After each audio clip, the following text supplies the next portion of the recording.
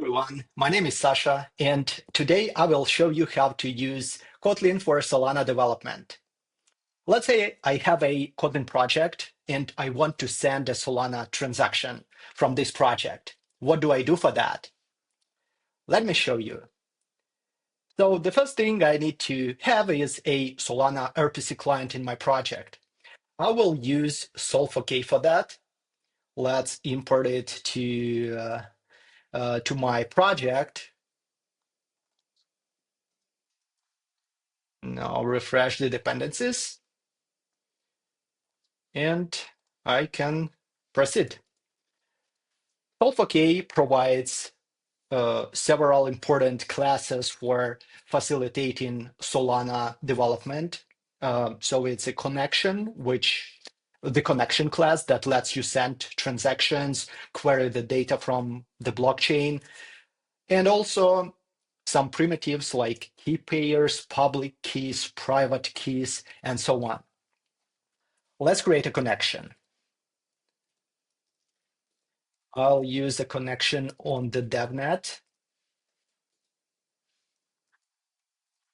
Okay.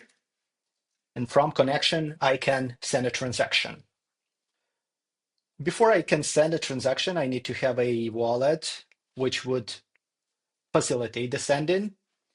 I can use KeyPayer for that. KeyPayer generate. So that's how you can generate a KeyPayer. However, I already have an existing key with some Solana on it. That's why I can use that key. I need to decode it first. So now I have my key pair. Let's rename it to sender because I will send some data, some Solana. And now I also need to have a receiver. I have another wallet over here, which I will use.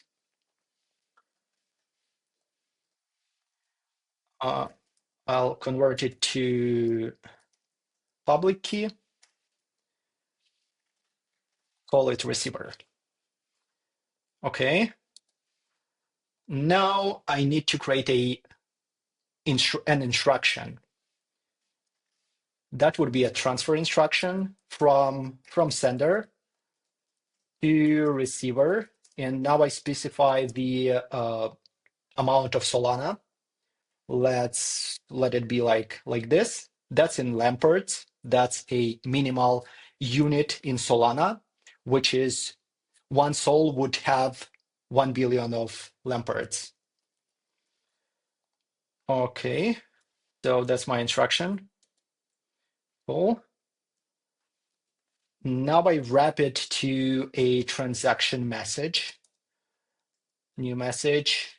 I need to specify the fee payer, so the account that would pay the transaction fees. I also need the latest block hash, which I can request from the connection.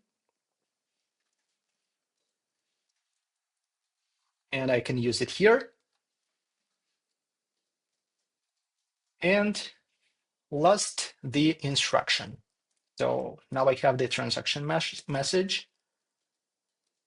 And the last piece is a transaction.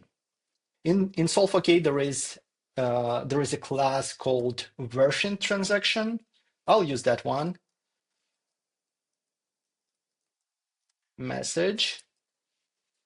So that's my transaction. And the last thing is to sign this transaction. I will sign it with the sender key payer. Now this transaction is ready to be sent. Okay. Transaction. And it would produce the signature, which I can look up on Solana Explorer.